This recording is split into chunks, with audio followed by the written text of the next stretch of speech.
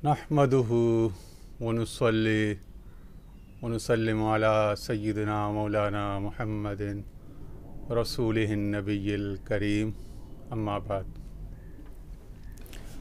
अच्छा जी, आज हम जो पिछली बार जो हमने बाबुल वसाया लिल मुरीद सालिक से हमने तारुफ़ का आगाज़ किया था, उसी नशिस्त को आज हम आगे जारी रखते हैं। तो फरमाते हैं शेख, एक पैराग्राफ तो हमने पढ़ लिया था, अब अगला पैराग्राफ, और ये किताब का सफ़ा नंबर 350 और 351 हम पढ़ रहे हैं। 350 अरबी में, साथ में तर्जुमा 351 साथ में दिया हुआ है। फरमाते हैं वला तक़उद फ़ी मकाने वला तलबस सौबा वला तजलिस इल्ला व अंत बैन यदैहि मुस्तौफ़िज़ुन जुलूस अल-अब्दी बैन यदै सय्यिदिही। कह रहे हैं कुछ आदाब बताएं, एटिकेट्स जिसे कहते हैं ना, मजलिस के आदाब, मुजालसत सोहबत के आदाब प्लस मजलिस के आदाब। इसमें कुछ जेनेरिक भी हैं, यूनिवर्सल यानी हर सोहबत के लिए, हर इंसान के लिए, और कुछ शेख के लिए ख़ास हैं। फरमाते हैं वला तक़उद फ़ी मकाने, उसके बैठने की जगह पर, यानी उसकी जो मसनद है उस पर कभी ना बैठना, ठीक है। वला तलबस सौबा, उसका लिबास, उसका ज़ेबतन किया हुआ लिबास, और इसी तरह उसके जो इस्तेमाल के बर्तन है, उसका जूता है, नालैन शरीफ, उसको कभी ना इस्तेमाल करना। वला तजलिस इल्ला व अंत बैन यदैहि मुस्तौफ़िज़ुन, और उसके सामने जब भी बैठ तो ऐसे बैठ जैसे तू उसके इशारे का मुंतज़िर है, कि बस वो कोई तुझे हुक्म फरमाए, उसको कोई ज़रूरत हो और तू उसको वो पूरी कर दे। जुलूस अल-अब्दी बैन यदै सय्यिदिही, इसी तरह बैठना या इसी तरह खड़ा रहना उसके हुजूर, हमत अंगोश, नाफ पे हाथ बांधे पश्तों में जिसे कहते हैं लास पानामो। तो इस तरह से तैयार रहे उसके सामने, उसके इशारे का मुंतज़िर, जैसे कोई ग़ुलाम अपने आका के सामने, या कोई प्रोटोकॉल ऑफिसर, किसी गवर्नर, किसी सेक्रेटरी, किसी मिनिस्टर के सामने, किसी वज़ीर आला गवर्नर के सामने, जिस तरह से उसके प्रोटोकॉल के जो लोग होते हैं, PSO होता है, वो खड़ा होता है, इस तरह से उसके हुक्म का, उसके इशारे अबरू का मुंतज़िर रहा कर। व इज़ा अमरा का बिफ़अल शैइन, अच्छा ये सब जो है, ये कोई ये ना समझ ले कि किसी की ईगो चैम्बर के अंदर किसी की अना की तस्कीन किसी इंसान की, क्योंकि ये उस शख्स, उस हस्ती के लिए हो रहा है जो अपनी अना, अपना फ़ेल, सिफत, ज़ात, अपना नाम व नमूद, अपना दीन दुनिया सब जो है दरबार रिसालत में, इश्क़ रसूल में, फ़नाफ़िर रसूल में अपने आप को महव मुर्दा मैयत व दफन कर चुका है। वो जो मौलाना रूम कहते हैं ना कि ख्वाजा हम दर नूर ख्वाजा आफरी फ़ानियस्तो मुर्दा व मैयत व दफ़ी, ठीक है ना, कि ये जो तेरा शेख, तेरा मुर्शिद, तेरा ख्वाजा है, ये ख़ुद अपने ख्वाजा यानी अपने आकाए नामदार अलैहिस्सलातु वस्सलाम के इताअत में, हुब में फ़ना और ख़ुद से, अपने हर फ़ेल, सिफत, ज़ात से पाक हो चुका है, तब जाके उसको पाकी का, तहारत का वो सर्टिफिकेट वहाँ से ऑथराइजेशन अलॉट या अनाउंस हुई है। तो वो ऑथराइज्ड है मिन जानिबिल्लाहि व रसूल, जो हमने पिछली बार बात की थी, और ये कुरान शरीफ की आयत से डिड्यूस या ड्रॉ की जाती है ये ऑथराइजेशन। क्या? औज़ु बिल्लाहि मिनश शैतानिर रजीम, कुल अतीउल्लाह व अतीउर रसूल व उलिल अम्रि मिनकुम, या अय्युहल्लज़ीना आमनू अतीउल्लाह व अतीउर रसूल व उलिल अम्रि मिनकुम। 3 इताअतें हैं, अल्लाह की इताअत, अतीउल्लाह, अल्लाह की इताअत करो, व अतीउर रसूल, और इस रसूल की इताअत करो, सरकार दो आलम सल्लल्लाहु अलैहि वसल्लम, व उलिल अम्रि मिनकुम, और फिर तुम में से जो साहिबान अम्र, जो तुम में से जो ऑथराइज्ड लोग हैं, वो एक रियासत, एक ममलिकत यानी एक गवर्नमेंट या स्टेट क्राफ्ट का अगर सिस्टम हो, तो उसमें जो भी इलेक्टेड बॉडी, जो भी गवर्निंग बॉडी है, जो भी डिज्योरे हुक्मरान होता है, ठीक है, वो, ताकि ममलिकत का नज़्म व नस्क, डिसिप्लिन मुतासिर ना हो, बगावत ना हो रियासत में, ठीक है, इताअत अमीर, और वो जो हुक्मरान, वो जो सियासी या जो इंतज़ामी जो ढांचा है किसी भी ममलिकत का या किसी इदारे का, किसी घर का, उसको फॉलो करना, उसके इताअत के ताबे रहना भी अल्लाह और उसके रसूल की इताअत के ज़ेल में, उसके ज़िम्न में आएगा। अगरचे कि वो कुफ्र पर उकसा न रहे हों, तो कुछ एक्सेप्शंस हैं, क्योंकि अल्लाह और उसके रसूल की इताअत ये गैर मशरूत मुस्तकिल है। याद रखिए, अतीउल्लाह व अतीउर रसूल, अतीउ का सीगा दोनों जगह इस्तेमाल हो गया, तो यहाँ पे गैर मुस्तकिल, गैर मशरूत और मुस्तकिल इताअत है, अनकंडीशनल। लेकिन वह उलिल अम्र मिनकुम से पहले अतीउ का सीगा नहीं आया, तो खुद कुरानी बलागत नज़म ने, कुरान ने साबित कर दिया कि ये जो है ये कंडीशनल होगा, अनकंडीशनल नहीं होगा। ठीक है, तो ये देखा जाएगा कि क्या ये इताअत जो है, क्योंकि ला मासियता ला तातल खल्क़ लिमासियतिल्लाह, ये भी हदीस में उसूल है कि मखलूक की ताअत अल्लाह की मासियत में कभी नहीं की जाएगी। हाँ, जब तक दुनिया का निज़ाम बरकरार रखना, डिसिप्लिन है, तो वो जितने भी रिश्ते जो बड़े हैं, अथॉरिटी का एहतराम और उसके आगे सरेंडर करना वो ज़रूरी है। लेकिन जब वो रसूल की बागी हो जाए, अल्लाह की बागी हो जाए, नमाज से, फ़राइज़ से रोकने वाली हो, हराम की तरफ मजबूर करने वाली हो, यानी हुक्मन देने वाली हो। एक तो हालात का जबर होता है, एक हुक्म करके हरामकारी करवाने, शराब या किसी और बदकारी में मुलव्वस करने, और किसी जो फ़राइज़ और वाजिबात हैं उनसे दूर करने पर आ जाए, तो फिर वहाँ पर उसकी इताअत का जो ज़िम्मा है वो उठ जाएगा।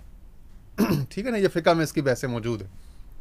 बहरहाल, वातिउर रसूल व उलिल अम्र मिनकुम, तो उलिल अम्र यानी तुम में से जो साहिबान अम्र हैं, साहिबान अथॉरिटी हैं, ऑथराइज्ड हैं, वो मैंने बताया कि वो घर में बड़े हो गए, वो मोहल्ले में जो मोहल्ला कमेटी, यूनियन कमेटी का जो सदर और वो जो डिसिप्लिन है, इसी तरह आगे किसी ऑर्गेनाइजेशन में ले जाएं तो उसका जो सुपरवाइज़र, फिर मैनेजर, फिर जीएम, डायरेक्टर्स तक लेवल तक, ये जो सारा जो ऑर्गेनोग्राम होता है, ऑर्गेनाइजेशनल जो हायरार्की होती है फ़ौज में, इदारों में, तो इस हायरार्की को, इस डिसिप्लिन को, ये जो पिरामिड स्ट्रक्चर होता है, इसको फॉलो करना।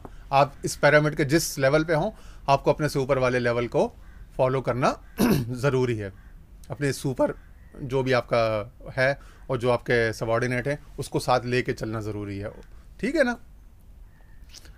और जो तरीक़त में, यानी सलूक के रास्ते में जो ऑथराइजेशन है, वो भी शजरा और एक खिलाफत का निज़ाम और एक पीरी मुरीदी का एक निज़ाम है। ठीक है ना, ताकि उस ज़रिए से बंदा पीर के मुद्दत मुलाजमत में, उसके साथ उसकी सोहबत में दरबार रिसालत के आदाब सीख जाए, ताकि पीर उसको प्रमोट करे अगले दर्जे पर। क्योंकि पहला दर्जा फनाफ़ शेख है।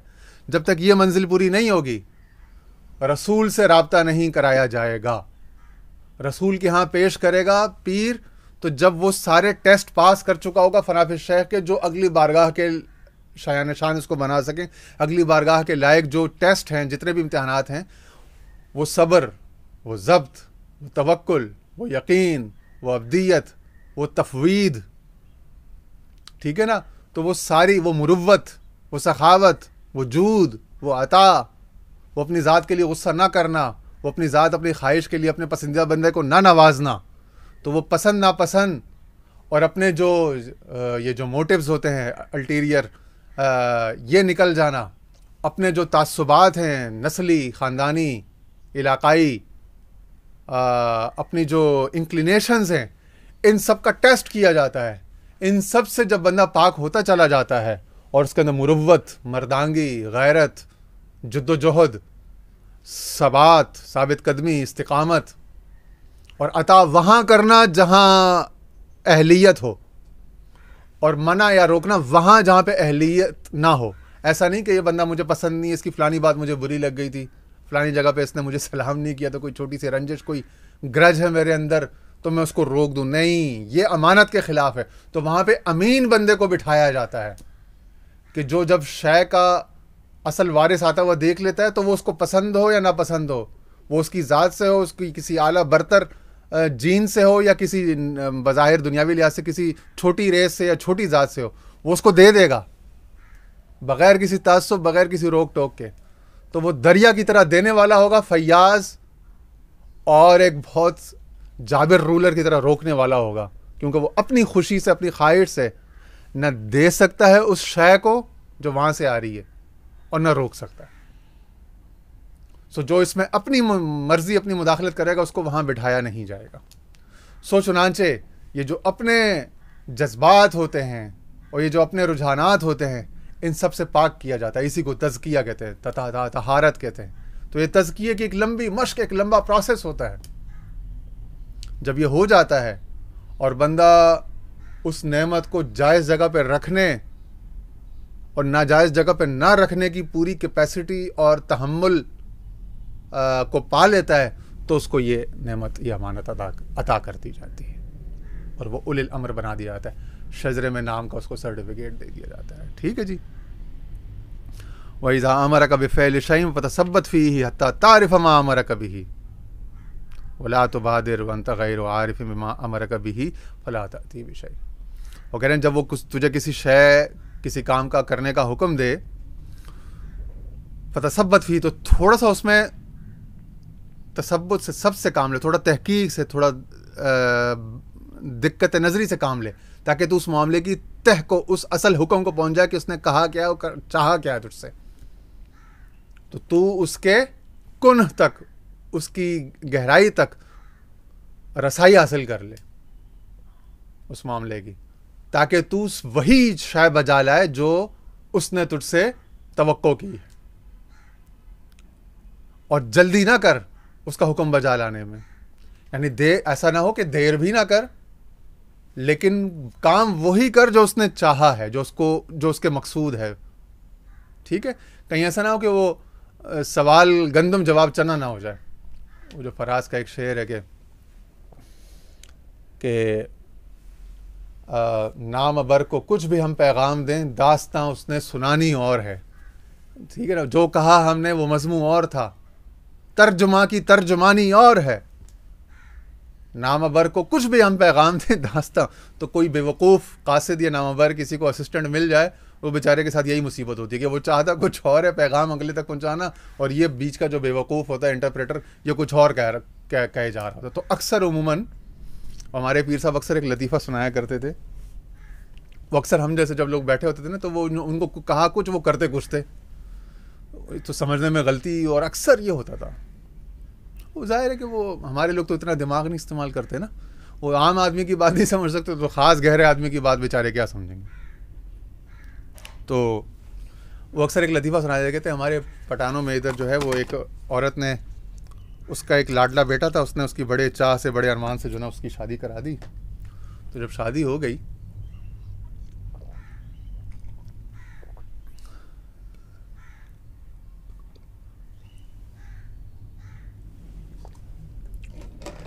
तो कुछ दिन गुजरे, हफ्ता, 10 दिन, 15 दिन। अब वो जो रिवायती सास बहू का जो रिश्ता होता है, उसमें जो सास तवक्को करती है कि बहू कुछ बात करे तो मैं उसको कुछ झाड़ पिलाऊं, कुछ जवाब दूं, कोई उसको अपने नीचे लाने की कोशिश करूं, तो मौका ही नहीं आ रहा, वो बहू कुछ बोलती ही नहीं थी। अब 2.5 हफ्ता, 3 हफ्ता गुजरा, तो अब सास ने क्या किया, वो जो रिवायती जो होता है, तो उसने थोड़ा हल्का फुल्का छेड़ना शुरू किया कि चलो यहाँ से छेड़ा, यहाँ से कोई फप्ती कस दी, कोई आवाज़ कस दी, कोई आते जाते कोई जुमला बोल दिया कि ये पलट के जवाब दे, तो कुछ ज़रा मज़ा आए, ज़रा कॉन्फ्रंटेशन में। और बहू तो बिल्कुल खामोश थी, बोलती ही नहीं थी। तो 1.5 महीना, 2 महीना गुजर गया, 2.5 महीने गुजर गए, तो वो सास बेचारी बड़ी आजिज़ आ गई। एक दिन उसने बहू को बुलाया और कहा कि बच्चा, काफ़ी दिन हो गए हैं शादी को, और काफ़ी मैंने तुझे छेड़खानी भी कर दी, काफ़ी तुझे, यहाँ तक कि तेरे बाप के ऊपर, तेरी माँ के ऊपर भी मजाक उड़ा दिया, तेरे कम जहेज़ लाने पर, तेरी घर के जो माली हालात है, तेरे भाइयों की जो मजबूरियाँ, कमज़ोरियाँ, तेरी हर चीज़ का तेरा जो ऐब है, उसके नक्स है, उसकी ऐब जुई कर दी, बुराई कर दी, मगर तूने पलट के जवाब नहीं दिया बेटा, तो ये घर किस तरह चलेगा।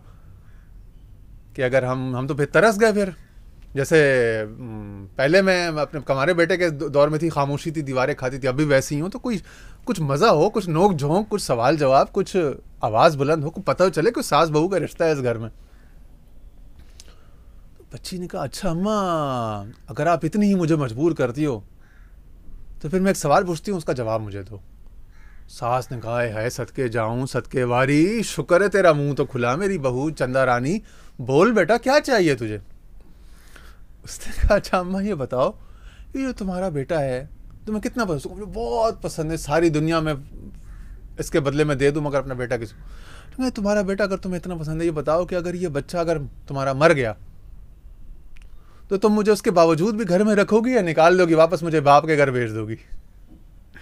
उसने कहा ओ नेक बख्ती, ये तूने यही मनहूस बात अगर करनी थी सब्ज कदम, तो इससे तो तेरा खामोश रहना ही बेहतर था। तो अब पीर साहब ये वाकया सुनाते लोग आगे से समझते कोई लतीफ़ा है, वो असल में हम लोगों को समझा रहे होते थे कि अल्लाह के बंदो, जब भी तुम लोग मुंह खोलते हो तो कोई ऐसी बात करते हो जिससे पीर का दिल जो है ना ख़राब हो जाता है, तो इससे खामोश ही रहा करो तो बेहतर है। जब तुम्हें ढंग ना हो कि पीर के सामने कौन सी बात कहनी है जिससे उसका दिल खुश हो, उसकी तबीयत में मौज आए, तो फिर खामोश रहना ही आफियत है। ठीक है ना। तो बात को समझना बहुत ज़रूरी है ताकि अकॉर्डिंगली डू एज डायरेक्टेड, के जैसा कि कहा गया वैसा अमर बजा लाया जाए। वला तो बहादुर बनता हो, ऐसा ना हो कि जल्दी में तो कोई ऐसा काम करे तुझे पता ना हो और तू वो शय ला के ना दे सके या वो काम कर ना सके जो उसको तुझसे मकसूद था, मतलूब था। ठीक है। वला तसअल अन सब बिमा अमर कभी, और जो उसने तुझे हुक्म बयान किया उसकी वजूहात में कभी ना पड़ना, उसकी वजह कभी उससे ना पूछना, रीज़न कि जनाब किस वजह से, क्या सबब, क्या इल्लत थी आपके इस हुक्म के पस मंज़र में। तो इस किस्म की फालतू सवाल जवाब कभी भी मत करना। ठीक है जी।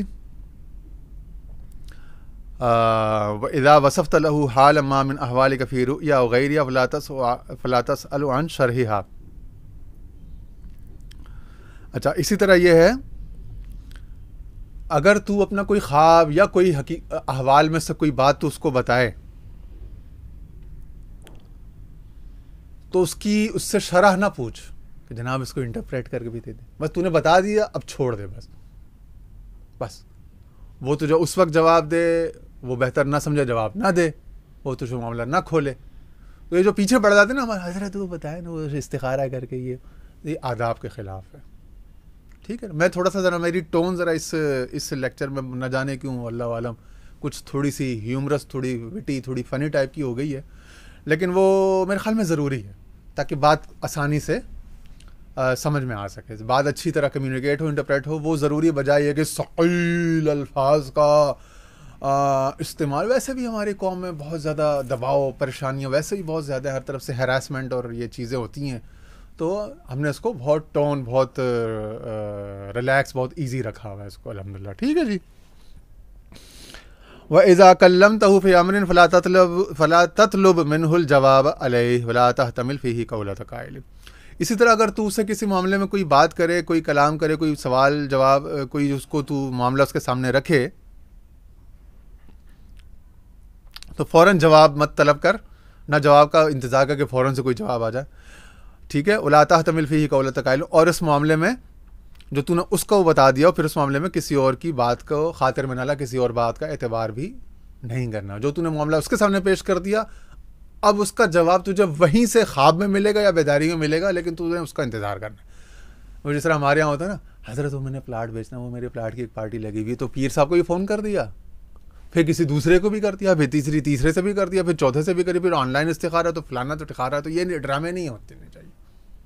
या तो उससे पूछो नहीं, अपने दूसरे तीसरे चौथे जो दोस्तों से मशवरा या जो भी लोग करते हो पूछ लो, वो कर लो। लेकिन अगर अपने पीर को किसी मामले में इन्वॉल्व किया, कोई बात उसके सामने रखी है, तो फिर खामोश हो, उसके ऊपर छोड़ के फिर बस, फिर फ़ायदा नुकसान हो, जल्दी ये नहीं देखनी कि भाई वो मेरे बीवी ने या माँ ने या बहन ने तंज मारने शुरू कर दिए कि भाई क्या हुआ उस मसले का जवाब, तो अब मैं उससे लाजमी उसको पिन करके परेशान करके उससे पूछूँ, तो ये नहीं करनी हरकत। ठीक है ना। या तो मामला उसके सामने लाना नहीं, अपनी अकल इस्तेमाल करनी है। भाई ख़ुद भी बच्चे नहीं हो। वो हमारे एक पेशावर में आस्थाने में एक खादिम है, लंगर वगैरह और ड्राइवरी वगैरह, तो वो एक साहब एक दूसरे मुल्क से थे, तो उनकी वो जो कास्ट है ना, उस कास्ट के हवाले से उनको, सपोज जैसे चौधरी साहब या मलक साहब, तो मलक साहब मशहूर थे। वो मलक साहब वो फ़लाने मुल्क वाले जो हैं वो भाई बड़े कामयाब जा रहे हैं, उन्होंने मीडिया का जर्नलिज्म का कारोबार शुरू किया, उसमें कामयाब हो गए, एजेंसी उसकी ट्रैवल ही खोली, उसमें कामयाब हो गए, वो जूतों का शोरूम खोला उसमें का। यार मलक साहब की एक बात है, वो खादिम अपनी तरफ से, मलक साहब जो भी करता है ना हज़रत साहब से पूछ के करता है।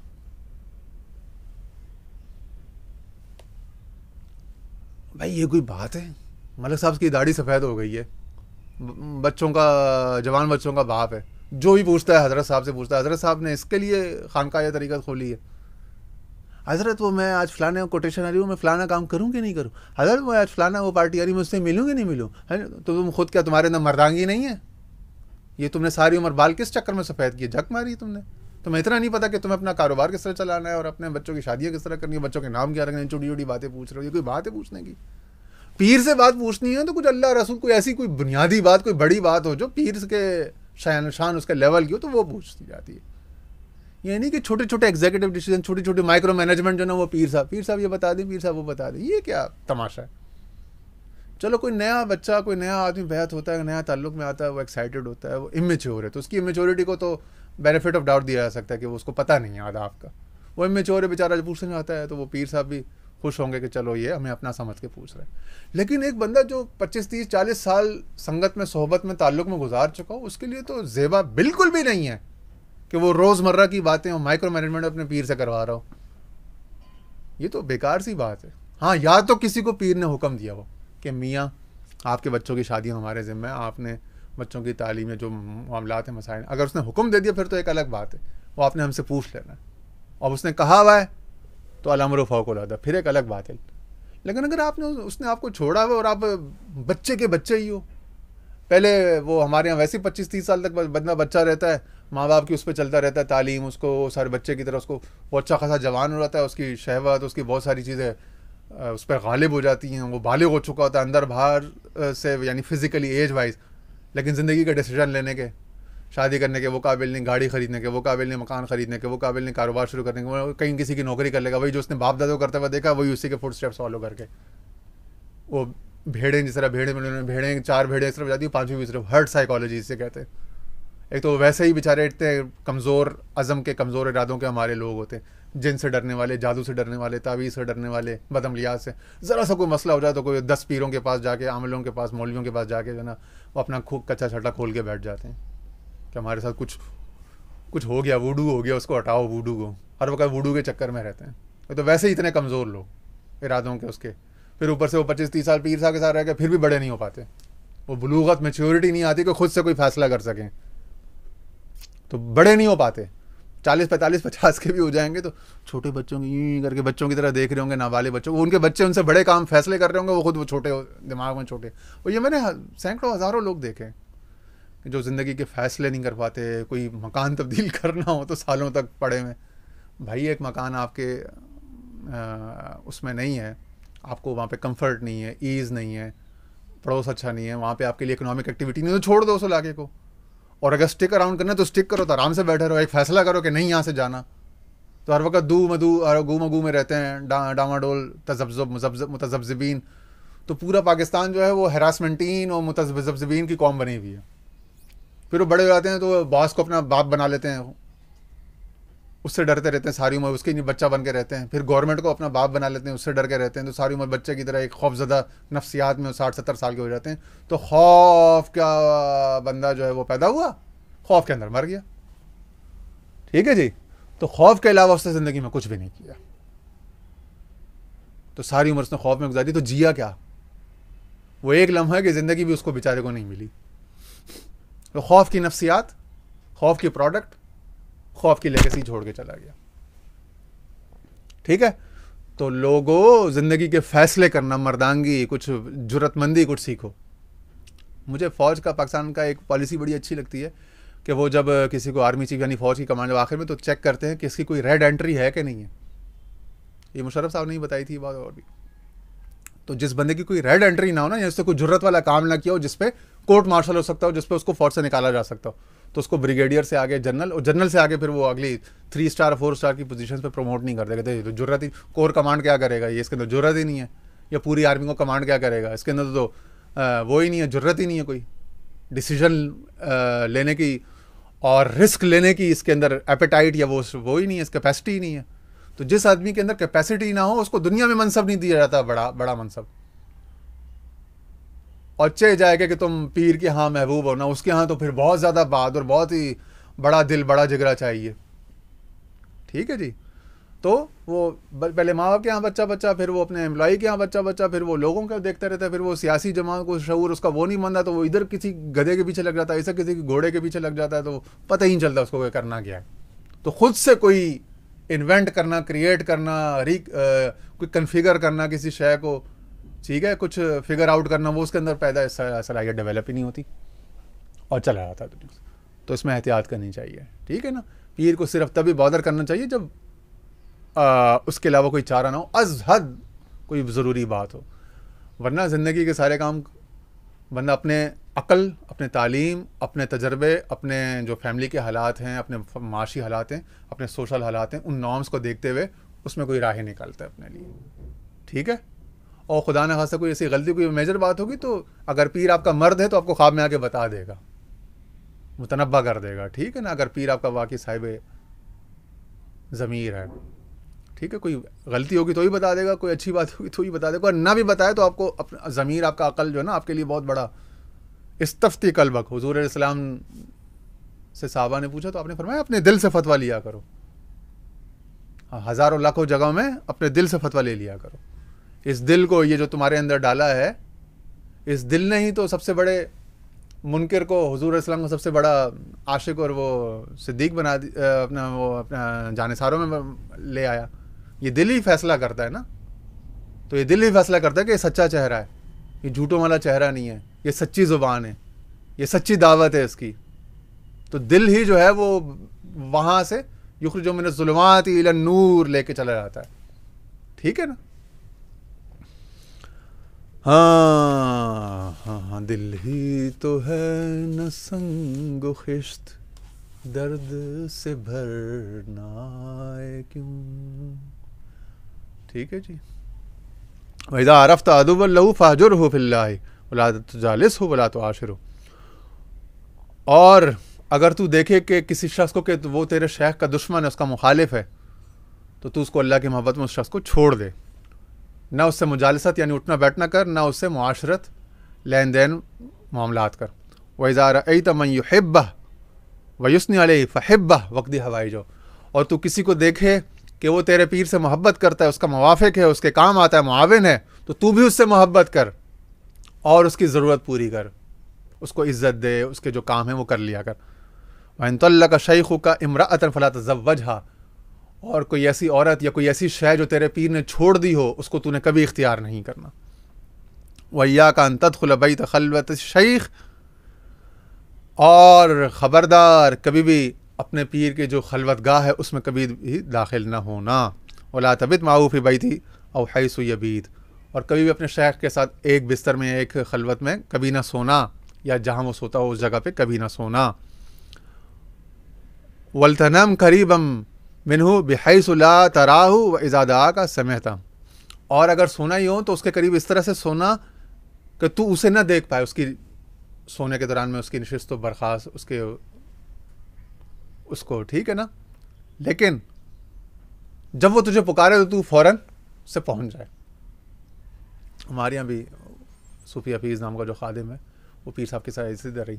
आखिर में चूँकि पीर साहब की तबीयत बहुत नासाज थी आखिरी 3-4 साल, तो वो मियाँ गुल साहब का, बड़े साहब का हुक्म था, तो वो दरवाज़े के ऊपर जो है ना सो जाता था, ताकि पीर साहब जब बिस्तर से उतर के रात को वॉशरूम जाएं तो इसके जिस्म को पीर साहब के कदम लग जाएं और ये फ़ौरन उठ जाए, तो ये पीर साहब को पकड़ के थाम के, क्योंकि एक दफ़ा वॉशरूम जाते हुए आप जो है वो नीचे तशरीफ़ ले आए थे, तो ताकि तकलीफ़ ना हो, तो इस तरह से, तो ये पुराने लोग इस तरह से ये आदाब बजा लाते थे, जानते थे, और आज भी कुछ लोग इन चीज़ों को कर रहे हैं। उला तुशाविरहु फ़ी अम्रिन तफ़अलहु फ़इन्नका तनाक़ुद अस्लिक फ़इनल अस्ल लज़ी रबत्त अलैहि अमरुका अल्ला तुरीदा इल्ला मा अरादहु शैख़ुक। अच्छा, कह रहे किसी ऐसे मामले में अपने शेख से मशवरा मत करना जो तूने लाजमन करना ही है, जैसे फैमिली प्रेशर्स के नीचे या फाइनेंशियल मामलात में जो तूने करना है, जो तो दुकान है, तूने वरासत है, तेरे बाप से तेरे को मिली, कोई ऐसी चीज़ है जो तूने लाजमन, जो तू का काम करने ही करने हैं।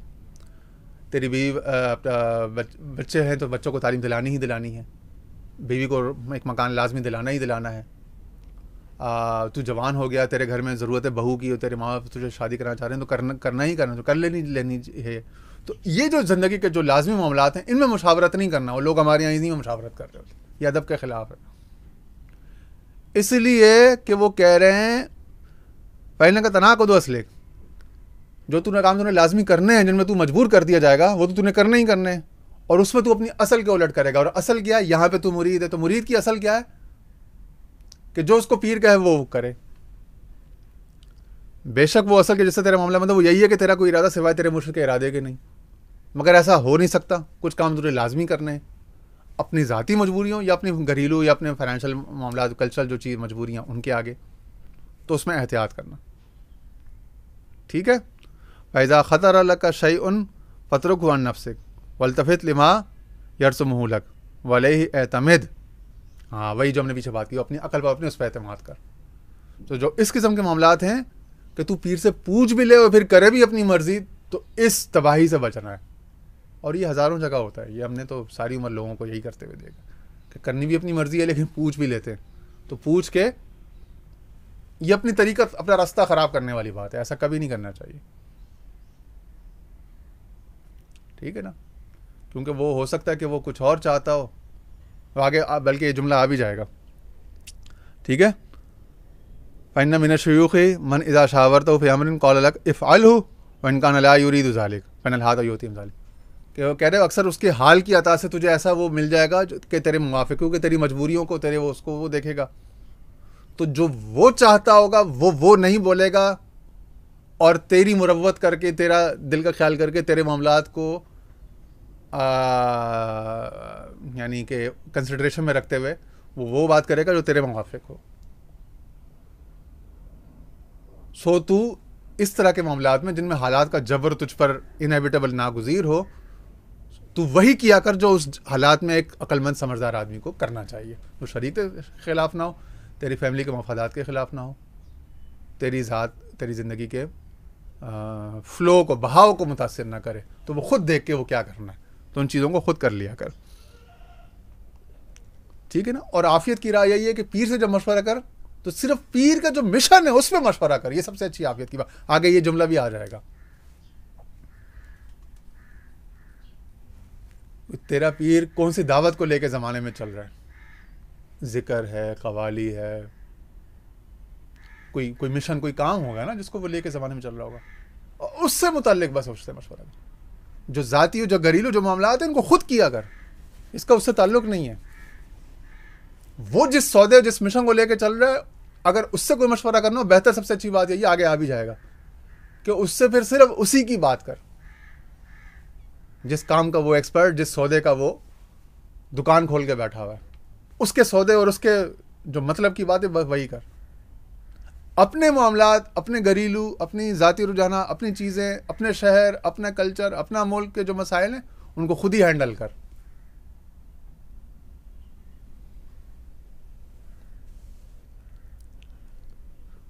फ़इन्नल हाल युतीम ज़ालिक व युदर्रिबुक।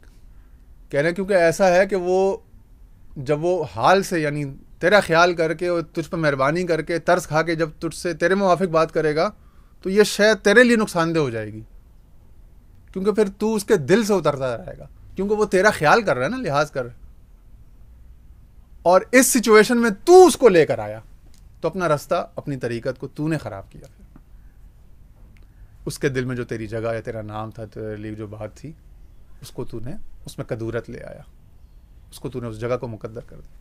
अगरचे कि ये लोग बड़े मेहरबान, लचपाल होते हैं, वो ज़ाहिर है कुछ अरसे के बाद वो कैफियत दुरुस्त साफ़ हो जाएगी, लेकिन पता नहीं तेरे लिए वो उसके यहाँ क्या कोई सोच थी, वो सोच फिर वो नहीं रहेगी।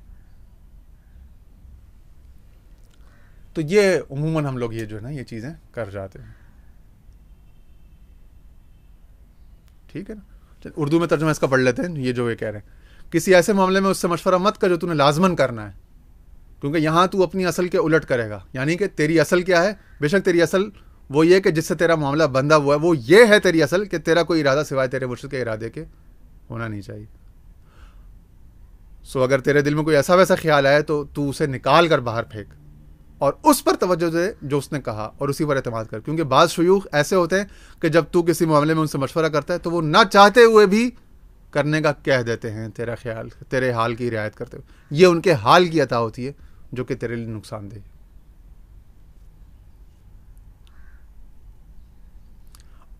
अगर वो तुझे कहे कि ये मत कर, अब हाल की अता के बरखिलाफ,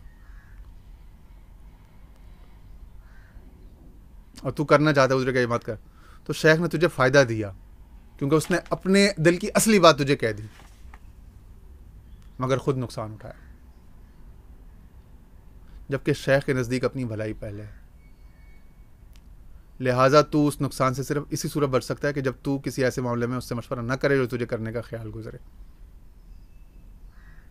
तो जो चीज़ें तूने करनी ही करनी हैं उसके बारे में कभी मुझसे मशवरा नहीं करना, वो कर लिया कर या ना कर लिया कर, वो तेरा अपना फैसला है, अपने हालात।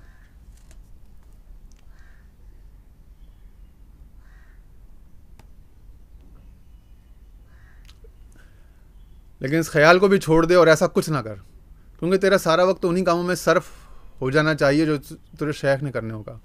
इस तरह के ख्याल तो ज़ाहिर बात नहीं निकम्मे वफारी मुरीद को। देखा,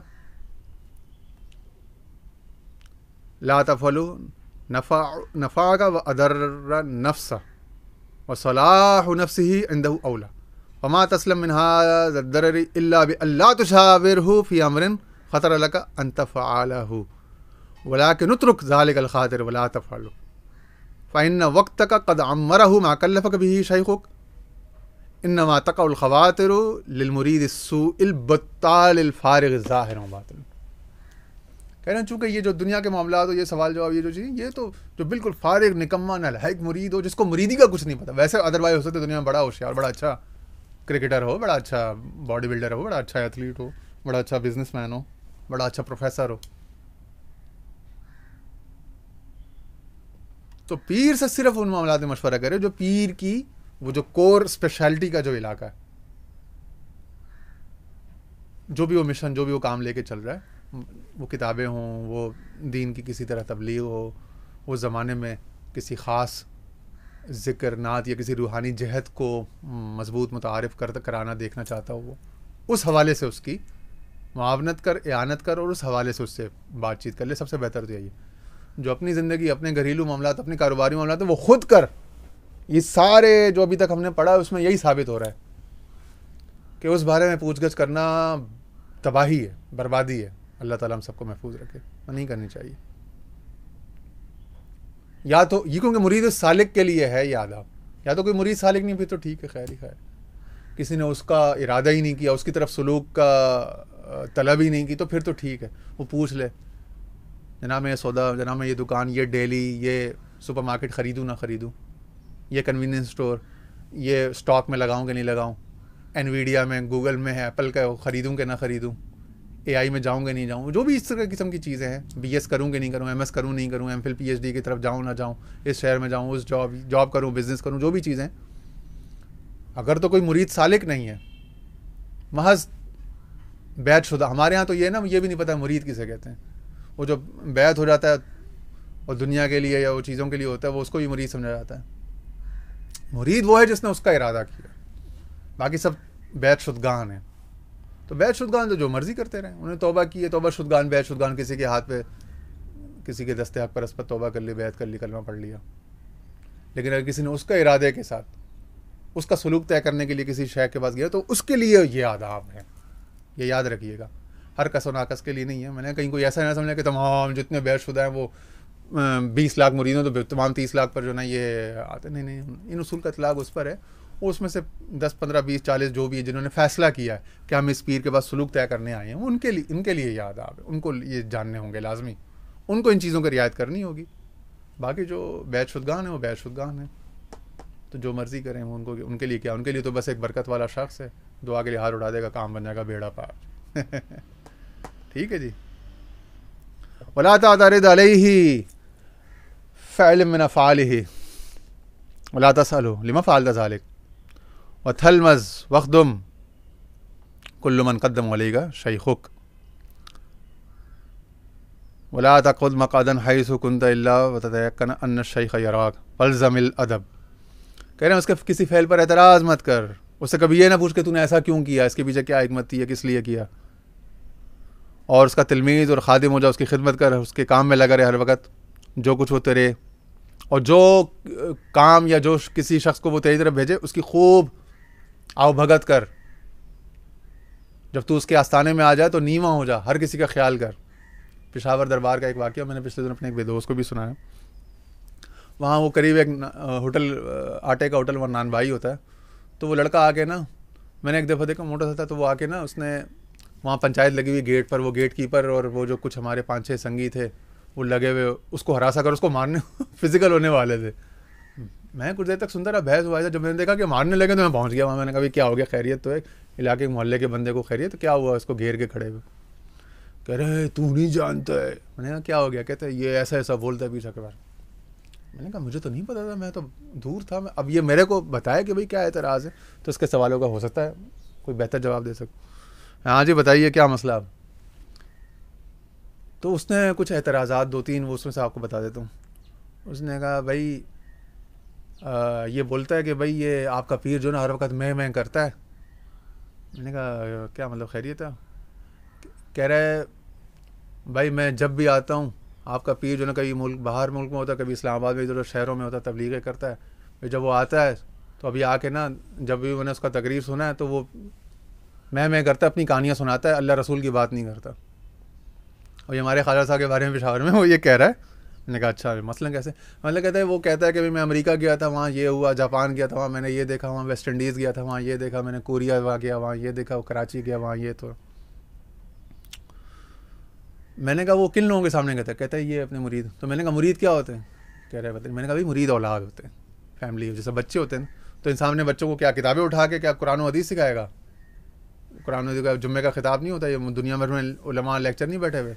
कौन सी इससे इस्लाह हो गई, कौन से लोगों की तरबियत या कोई शऊरी आ गई कौम के अंदर, कुछ समझने वाले हो गए, कितना बेड़ा करके, और हज़ारों लाखों कहानियाँ सुना रहे हैं उनको। तो क्या हो गया किताबी बातों से? कोई एक झूठ तक तो कोई छोड़ नहीं सकता।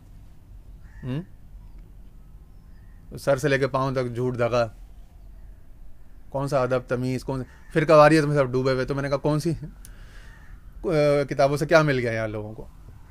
मैंने कहा भाई देखो पीर साहब जो है ये अपने मुरीदों में, ये सारे जो क्लोज सर्कल है, करीबी लोग हैं जो उसके यहाँ बैठे हुए हैं, आते हैं उसके यहाँ कुछ कुछ दिन गुजारते हैं। तो मैंने कहा तुम्हारा बाप तुम्हारा दादा घर में क्या करता है, किस तरह तरबियत करता है? कह रहे हाँ वो अपनी बातें सुनाता है। मैंने कहा अपनी जो बात है ना, अपना ज़ाती तजर्बा, अपना मुशाहिदा, वो सबसे पक्का ठोस इल्म होता है, क्योंकि उसमें रिवायत नहीं, आप नकल नहीं कर रहे, अपना वाक़या सुना रहे हो, अपनी खुद पे बीती हुई, खुद पे गुजरी हुई। तो इल्म वो होता है जो मुशाहिदा हो, खुद पे बीता हो, खुद पे गुजरा हो, वरना वो रिवायत है। तो इल्म और रिवायत में फ़र्क है, मालूमात में और इल्म में फ़र्क है। हम लोग मालूमात को इल्म समझते हैं, वो मालूमात होती हैं, वो मालूमात किसी ने रिवायत कर दी, कोई वाक़या सुना दिया, हिकायत सुना दी, वो रिवायत है, हिकायत है, वो इल्म नहीं है। इल्म वो है कि उसने खुद क्या किया किसी सिचुएशन में, खुद कैसा समझा मामले को, खुद कैसे रिस्पॉन्ड या रिएक्ट किया, वो इल्म। जिस बंदे ने ज़िंदगी में जो भी किया, हो सकता है वो अनपढ़ हो, ज़िंदगी में एक किताब भी ना पढ़ी हो, लेकिन हज़ारों वाक़यात किए हों, हज़ारों वाक़यात उस पर बीते हों, तो हज़ारों इल्म हो गए उसके पास। और एक आदमी ने प्रोफेसर है, PhD है, लाखों इबारतें पढ़ी हैं, लाखों हिफ्ज़ करके, मुताला करके, याददाश्त के ज़रिए इधर से उधर ट्रांसफ़र की हैं चीज़ें, लेकिन उसको कख आता है, उसको कुछ भी नहीं है, वो फेक टीचर है। और रॉबर्ट कियोसाकी जो फेक टीचर कहते हैं ना, सारी उम्र हंसता है वो फेक टीचर। कहते हैं मैं अकाउंटिंग कोर्स में किया। मैंने कहा तुम्हें कितनी अकाउंटिंग की है? कह रहा है मैं आया PhD कर। नहीं तुमने कितनी अकाउंटिंग की है? आया PhD अकाउंटिंग। कह रहा मैं तुमसे पढ़ना ही नहीं चाहता, तुम फेक हो। तुमने कभी अकाउंट्स की नौकरी की है?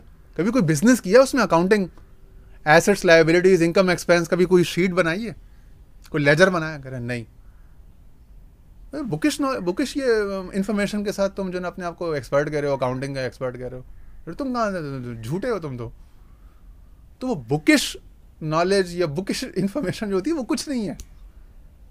असल प्रैक्टिकल विजडम के जिस काम में जब बंदा डूबता है उस काम में, तो वो उस काम को गोहर उसका मोती पा लेता है। तो प्रैक्टिकल विजडम, उसके बाद प्रैक्टिकल कितना है वो कुछ नहीं होगा।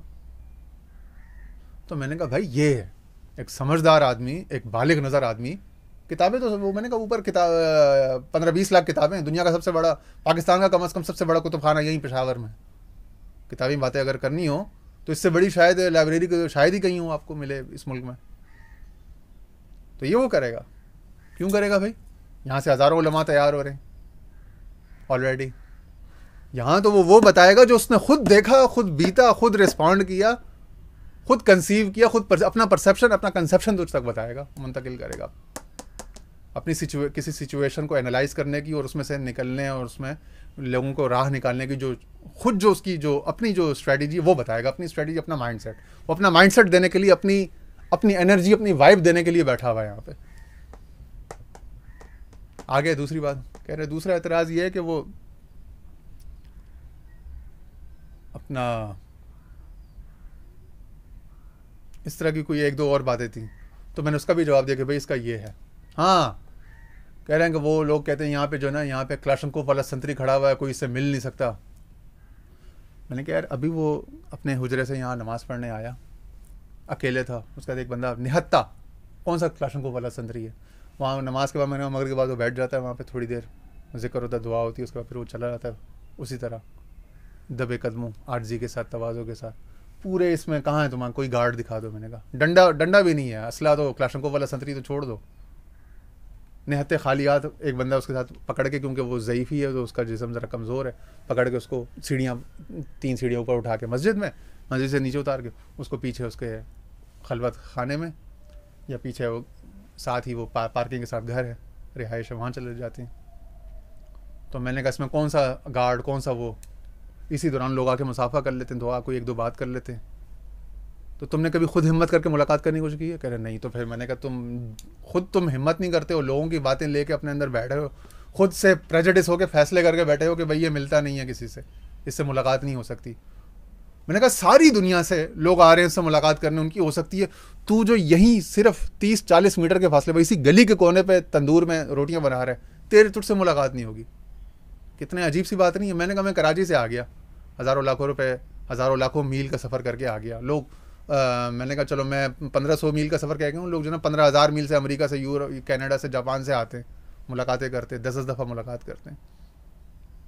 और तू यहाँ गली पे रह के तू मुलाकात नहीं कर सकता, खुद हिम्मत नहीं करता, खुद लोगों की बातों में, अफवाहों में तूने उनको दिमाग में अकीदा बना के पक्का ईमान की जगह दे दी है, और फिर ब्लेम करता है कि भाई इससे मुलाकात नहीं हो सकती। मैंने कहा मेरे को बता, जितनी दफ़ा मुलाकात करनी हो, जितनी दफ़ा तूने उसके साथ खाना खाना, तेरे को एक कमरे में बैठ के खाना खिलाऊंगा, अभी बुला, अभी चल। और मैंने कहा मेरी भी ज़रूरत नहीं है, जब भी आए यहाँ पे वो नमाज़ पढ़ने आता है, जब सामने वहाँ बैठा होता है, उधर बैठा होता है, वहाँ जाके खुद मिल लिया कर, मुलाकात कर लिया कर। ये जब सब लोग आके बैठते हैं, उसको देखते हैं, उससे बात करते हैं, तो तू भी कर लिया कर ना, हिम्मत कर, अपने से कॉन्फिडेंस, हिम्मत पैदा कर।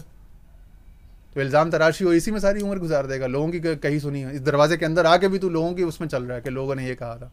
भाई ये तो चलो कोई बाहर बंदा हो, उस बेचारे का किसी ने ब्रेन वॉश कर दिया, वो अंदर कभी आया नहीं है, तो तू तो अंदर आके रोज़ाना नमाज़ पढ़ता है।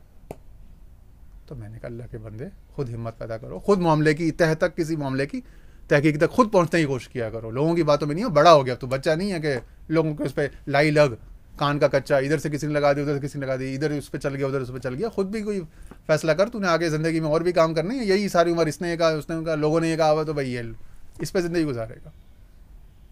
तो ये चीज़ है।